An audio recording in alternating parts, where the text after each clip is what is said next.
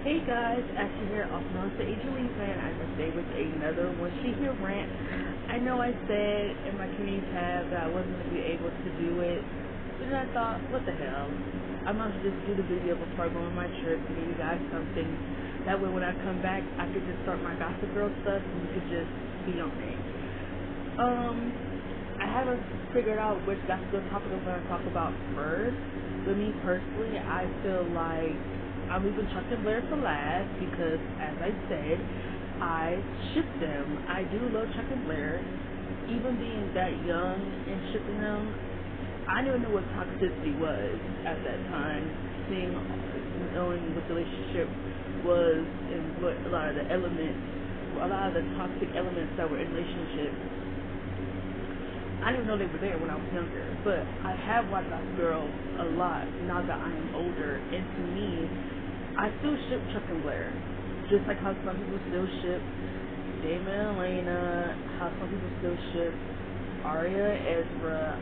I get it. I totally understand the whole should be romanticizing toxicity, and we shouldn't be. But I want to explain when it comes to Chuck and Blair is why I feel like the writers, they were doing something different that the other relationships weren't doing at that time. Like the David and Elena, I didn't watch Sex and the City, but Carrie and Big, I see a lot of people talk about their relationship too, and that relationship is really a lot. Even though I have not watched Sex and the City, Scandal, Olivia, and the other guy, I don't know his name, he's the president. Those relationships are very highly toxic and, they're very romanticized. But I know I'm forgetting some. I didn't watch half the shows that people talk about on YouTube. I haven't watched half of them. I've never seen an episode of Scandal. I've never seen an episode of Sex and the City. I've never seen a single episode of these shows. Tony and Carmilla from Sopranos. I have watched Sopranos. I am in the middle of watching it. And I have watched glimpses of it with my sister. I feel so bad for Carmilla. I really do. But when I talk about the Chuck and Blair video, what I'm going to explain what the writers did right with that relationship when it came to the toxic elements is where all the other relationships failed. So just know when I talk about Chuck and Blair that I will be talking about some of the things that did bother me, toxic wise. Now I'm the type of person that's going to just ship it, even though they had their problematic ways. No, I still ship them, but even I'm able to realize some of the problematic elements and have my opinion on it. And not every little thing in the relationship was problematic, like people like to say that it was, and I'm going to explain that too. But I think what I am going to talk about first is probably Blair and Serena's toxic codependent friendship. I think I am going to talk about that because I have to say, like, out of all the friendships I've seen on teen drama shows, their friendship has to be my least favorite. I don't understand how they were friends for so long with all the betrayal. Like, it seemed more like frenemies. Like, they were both kind of fake to each other. Even though I am a Blair stan to the day I die, I don't believe once that they were friends at all. So, let's not talk about Gossip Girl no more. Just know those topics are coming. But to me, I want to talk about my One Shit Deal topic, and that is Lucas and Peyton what people call it? Oh, it was good on Trying to Find It. So let's talk about Lucas and Peyton. Me personally, they are the love stories of the show. They are the love stories. They're the love story of the show. Me personally, I would say they're probably my favorite couple on the show because I was just so drawn to the back and forth. The writers made it so captivating with the moments. Chad and Hillary had amazing, when I say amazing, undeniable, gravitational, captivating chemistry. The chemistry they had, you cannot write that. You cannot perform it. You cannot teach it. They just, when the cameras came on, they knew to get to see Chad and Hillary. They had amazing chemistry. But I will talk about people talk about their relationship with them child bonding. Oh, they share the same page, all this other crap. Me personally, okay. So first of all, if you look up the word trauma bonding. Trauma bonding is a word used when you're in a toxic. I think when I looked it up, it's like an abusive relationship with someone. You start to become, immune to, well acquainted with the abuse in the relationship, which is very sad. To me, so I think what people mean by trauma bonding, they mean a different form of it. We share the same pain, that's why we should be together. And you're wrong. That's not what it was at all, Lucas and Peyton. I don't know if people are saying that. I understand people are allowed to have their own opinion, but to me, I feel like the relationship was way more layered than just, oh, you know what it's like to be abandoned, so do I. That's not what the relationship was completely based on. I completely disagree with that. It was more layered than that. A relationship to me that I feel like all it was just them sharing their pain together. I know people call him for it, but to me, I feel like it was Sean and Ellie from Degrassi, The Next Generation. To me, yes, Sean and Ellie, they were cute, but to me, I feel like that relationship was very bland because it didn't really have a lot going for it besides the fact that her and Sean were both alone and they both understood each other's situation, which is nothing wrong with that. There's nothing wrong being with somebody and knowing what it's like coming from an alcoholic parent, living with the alcoholic parent. There's nothing wrong with that. Absolutely nothing wrong with that. Me personally, I have nothing against someone understanding what you've been through. I think that's what people are getting wrong. I have nothing against someone understanding what you've been through. And I feel like that's what it was a lot with the Peyton, is that they understood each other on a way that was very emotional. Lucas understood what it's like to feel kind of abandoned a little bit. Dan kind of abandoned him and treats him like, just this bastard child. Peyton, she has a dad, but he's not there all the time, so she feels really lonely, even around people. She don't really seem to have a place in the world. And that's why we're so gravitated by Peyton, because you want to see her be happy. You want to see her be content.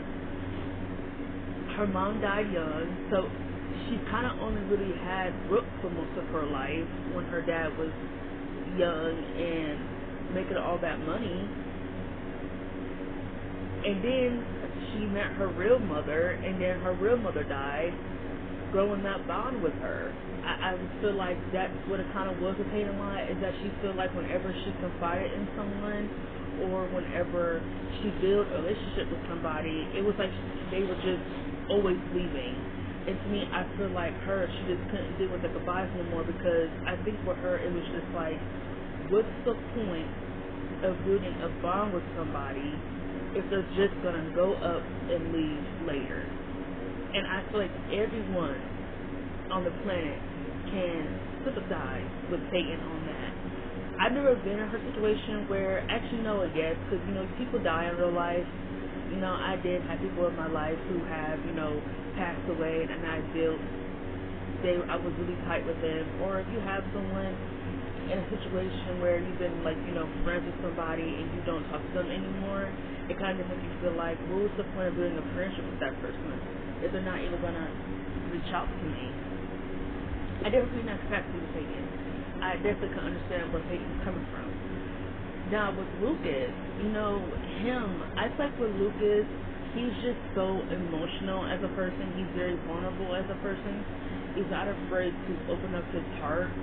You would think a person like that who's been, even though you can tell he is a little bit, put himself a lot in season one, he kind of stays to himself. But when you talk to him, he's not a jerk or anything like that. Like, he's not like, get away from me. Like, he's not like that. I think there were just certain people he was allowing in because he was so hurt by the fact that, Dan just abandoned him and his mom. But it took him a while to realize that he didn't need Dan because he had Keith the whole time. So, you know what? Fuck Dan. Fuck the Dan Club. Fuck Dan. He didn't need Dan. He had Keith. He had his mother. But I'm not gonna lie and say a part of him didn't a part of him wasn't curious about what it would be like to be close with Dan. And, you know, we got that storyline in season 2, which was really a buzz because Dan proved that he'll never be capable of having a relationship with Lucas because he's just a liar and he's a manipulator, and Dan is really selfish. He never really thinks about nobody else besides himself. So that relationship would just never work because Keith is just way more considering and Dan isn't as a person. So we understand. I think to me what really drew Lucas and Peyton together was the ability for them to understand each other when other people don't understand them. And don't tell me this is not true because half the time it is true. There are times when Brooke comes into Peyton's room and she talk about her art being weird or freaky or no one understands me type painting. I feel like that's kind of like her making fun of Peyton a little bit. Like, huh? Like, you're supposed to be my friend. Why would you make fun of the fact that the art that I write is stuff that Peyton feels inside, but a part of her can't really express it. Some of my favorite art in Peyton's room that they have showed is I like the picture of her, Lucas, and Brooke all, you know, shooting like fire at this one heart, which I think is very metaphoric. I like the picture that she drew with her waving goodbye in the boat of her dad, you know, every time she had to say goodbye and be alone. I like the picture of Ellie that she drew, you know, her mom being like deep down, even though she didn't care to get to know her, but when she got to know her, she realized that she really was a strong person. I did like that one. I like the one that she drew in season 5 with the sand, and it was a heart, and the water came up, and it washed the heart away. Like, oh my gosh, Peyton was just really such a great artist, and I really love when they zoomed in on her art because the art really lets you know what she was feeling. Oh, I like the one too with Jenny and Jake of them leaving. Like, her art really lets you know how she's feeling, and I really love that about Peyton, is that even though she doesn't tell people, her art really kind of lets you know how she's feeling. I feel like they were just able to understand each other in a way that other people didn't really understand each other. Like, Brooke would say, oh, Lucas is so brooding, and it's just like, and she talked about he uses me for emotional connection, and me, he just uses. I think the reason that Lucas didn't confide in Brooke emotionally, I'll probably say the first time, is because when they got together, it kind of just seemed like a random hookup. Like, the relationship wasn't really built off getting to know each other. It was kind of just like, oh, you read this book and we're going on a date. And they kind of just, you know, got together after they hooked up and went to the bar. It wasn't really built on anything emotional. So I feel like Brooke was feeling kind of inferior about that because, I mean, I would too if I was somebody, but it's kind of like, me and him did just have sex. Like, it wasn't just our relationship wasn't even built on getting to know each other. I mean, we went on a date and then we just hooked up. So when you build a relationship like that backwards, it kind of just makes someone feel like, I mean, does she want to hear my problems? Like, what are we kind of doing?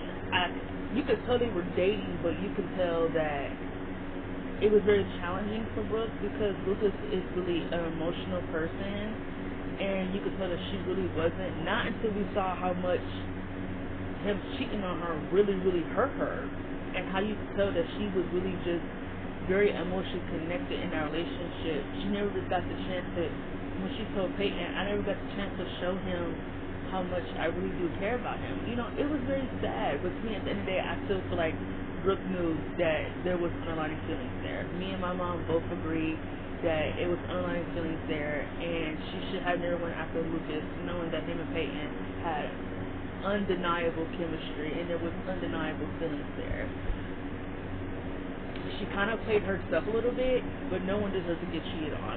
Just because I say that someone plays themselves doesn't mean I'm saying, oh, cheating is acceptable. No, it's not, because you do have a voice. But But I say but. But at the end of the day, why would you get involved with somebody who you know has undeniable feelings for your best friend? Just saying. Just saying. Just saying. I just feel like with Lucas and Brooke, I just feel like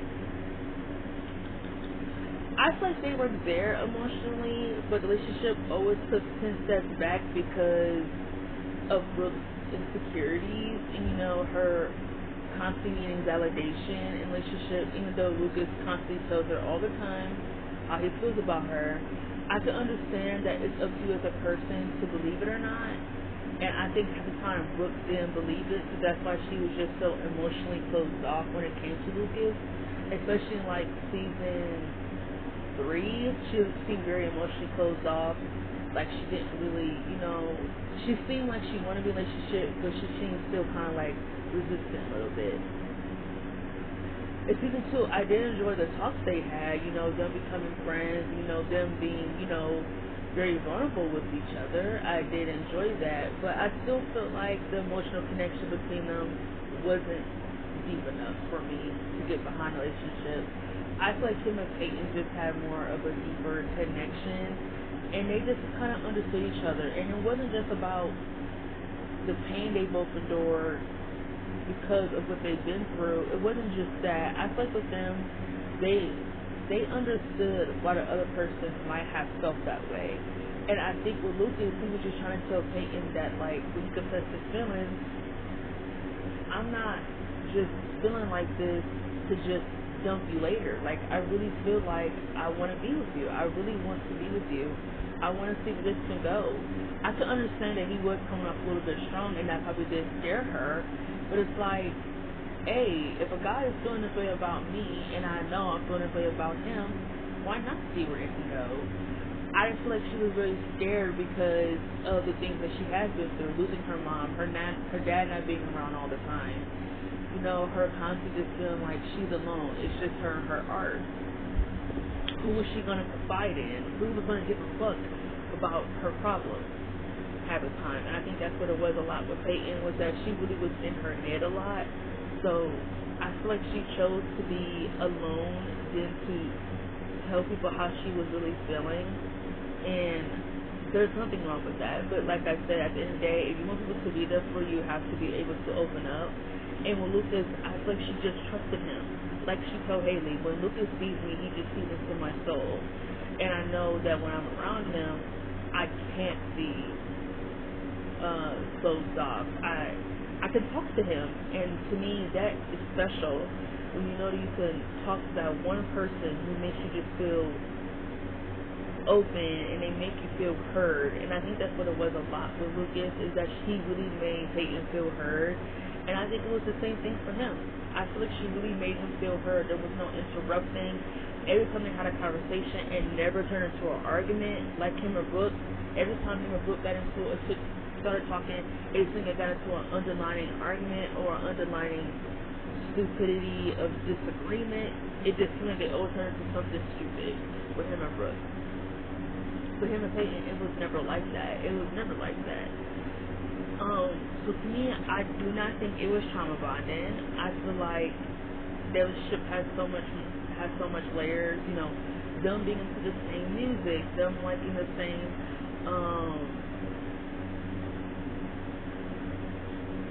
I'm trying to think. I'm forgetting something.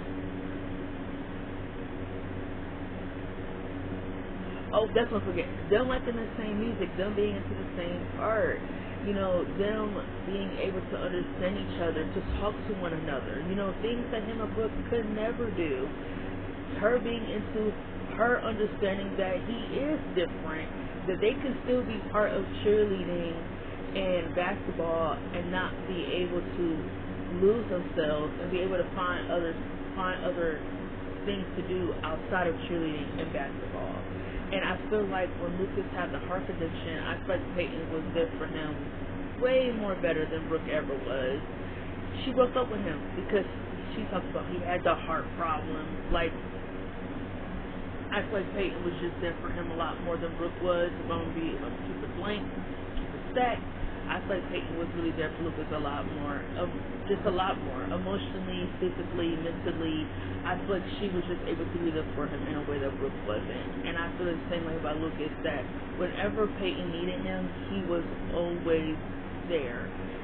And I could understand how that might have been a problem when him and Brooke were together. I totally get it. If I was in the situation, I don't know if I would have been comfortable with my boyfriend being comfortable to talk to his ex-girlfriend. But I feel like Brooke kind of did that to herself, because you made it so uncomfortable to the point to talk to you that Lucas has to talk to somebody. I mean, I'm like that too. If you're not going to talk to me, I don't find somebody else to talk to. Like, I'm not going to beg you to communicate with me. Communicate with me or you're going to lose me. To me, I'm big with communication. If you're not going to talk to me, I'm not going to talk to you. We can just end it here. If you're not going to give me no communication, I don't want to deal with it. And I feel like with Peyton, he could just always count on her for whatever it was. So to me, I do not think it was trauma bonding. To me, I feel like with them, it was just an emotional understanding of what they both been through. And it wasn't about, oh, I don't want to be with you because he's been abandoned. I want to be with you because you've been abandoned. No, it wasn't like that at all. Lucas was the first person to believe in her art. He's the first person to believe that she can be anything she wants to be if she puts her mind into it. He believes that she is a strong person, and Peyton is very strong, a very, very strong person. To go through all the things that she's been through, that is a strong person, that she is strong. And I think with Peyton, like I said, when she feels very weighed down, she starts to, mentally crumble. And I feel like Lucas was the first person to believe in her and to realize that you can't pile. She don't deal with a lot of things coming at her once. I'm a person like that too. I can't deal with all that shit coming at me at once. I just need time to process, or unless I will have a mental breakdown. And I feel that's kind of what it was a lot with Peyton, is that she doesn't deal with a lot of things at once. You can't come at her with all that stuff, because it's not good for her. It's not good for her, because she's been there before. Her mother dying, her other mom dying, her dad being away, losing her best friend, losing the love of her life. You see, she just been through a lot. She's been attacked. She's been through a lot. She went through a lot, child. And I think another thing I want to talk about is when Hillary said on the podcast that she don't understand why Peyton was so attached to Lucas after the attack. She said it was just very trauma bonding. And I remember Sophie and Bethany looking at her like really stupid, like, huh? How is that trauma bonding? I agree. How is that trauma bonding? I understand that Lucas isn't a woman. He wouldn't understand what it's like to be attacked. But since he was there the night it happened and was there to protect her the night that it happened, wouldn't she be more comfortable going to him for safety than that, say, I don't know, someone like Haley? Yeah, she could tell Haley what happened, but her and Haley haven't talked to each other. So why would she just randomly go to Haley about the situation when they weren't talking? It made a lot more sense for her to go to Lucas, but Lucas could be there. That's what I really loved with the relationship, is that he really was like her Prince Charming. I honestly believe that she was a damsel in distress a lot. But that's kind of what I loved about it, really. It wasn't annoying in a way that it was annoying with Elena in Vampire Diaries. Elena would purposely put herself in stupid situations to be saved. It wasn't like that at all with Peyton. Her being attacked at a party is not her fault. I don't understand. So when people say damsel in distress, you need to watch your words, because her going to a party drunk and a guy trying to, attack her, that is not her fault. What else is not her fault? Her letting this man into her life, knowing her thinking that that's her brother, that is also not her fault. She didn't know that he was a stalker. She didn't know that. So her getting attacked is not her fault. So people need to watch their words when they say things like that. Because you got to watch yourself. Because we're not going to do that to my girl Peyton. Period. We're not going to do that. We're not going to play that game. To me, I just feel like whenever Peyton needed somebody, Lucas was just the first person she was able to go to. She was able to talk to, able to be there for her. And I feel like, to me, that was just like the beauty of their relationship. whenever they needed somebody, they were there for each other. As friends, as lovers, it didn't matter. And I loved how they put friendship first above everything else, because you could, it's nothing wrong with having a friend over a boyfriend. Having a friend can be very, very special than having a boyfriend sometimes. And I love how they put the friendship first over the relationship. At first, when they were friends and everything, I love how they became friends, even though they knew they had friends with each other, but they chose to be friends. And then it was like, oh, well, we can't deny our friends anymore, so then we have to be together, which I love, because I am seeing Lathan to the day I die. I love Lucas and Peyton together. To me, that's when the show went downhill, when they left, when Hillary and Chad left. I mean, come on. It started with Lucas and Peyton. The show should have ended with Lucas and Peyton. They deserve to have that happy ending. They deserved it. I love her and Lucas together. Like I said, I don't think the shit was trauma bonding. I feel like people got it twisted. I think what the relationship was that it was two souls who understood each other, and they came together as one to be there for one another.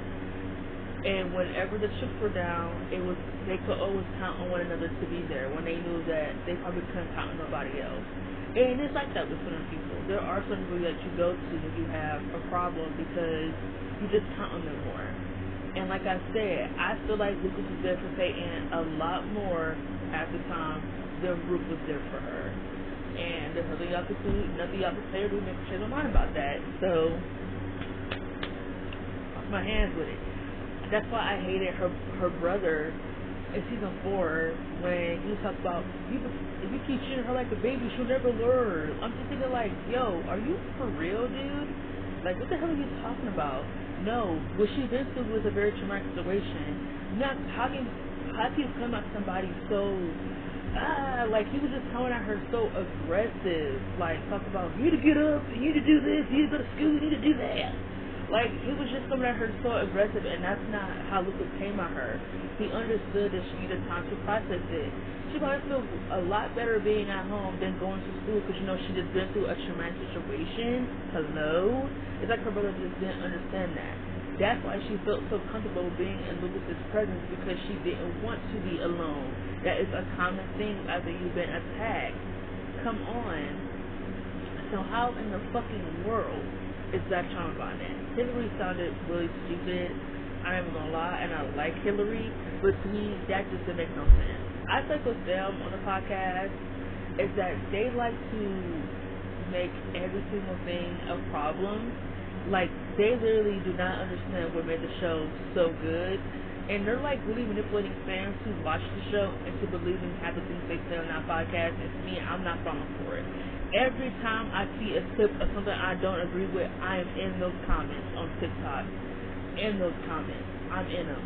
Like, I think that was the one when they were actually texting me back and going back and forth with them, is when the whole Lucas situation about him calling her a skank. I went so hard in those comments, because the things that they were saying were bullshit. And I was on Lucas' side.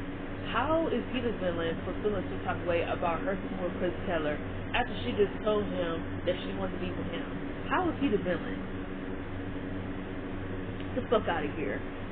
If Lucas would have done the same thing that she did, y'all would have been on his ass. If he would have had separate Rachel and Brooke would have walked in and saw him do that, y'all would have been on his ass. Don't lie. Y'all would have. Stop it. But to me, we're going to leave it right there, and we're going to leave it there. To me, I love Lucas and Peyton. I feel like it was not trauma bonding. I feel like it was them understanding each other very emotionally, and that's all I have to say about it. I feel like the relationship was so much more layered than them connecting because of the things they've been through. There's a difference between connecting through it and understanding it. I feel like with them, they understood it. It wasn't just about, oh, I like her because we both been through the same thing. I never got that vibe from the show. I never got that vibe. And I think people who say they do are lying. So, we're going to leave it there. This has been Ashley, known as the Ashley Fam. enjoy the video, comment, like, and subscribe, and I'll see you guys when I come back from my vacation. And I'm going to Puerto Rico. So I'll see you guys when I come back.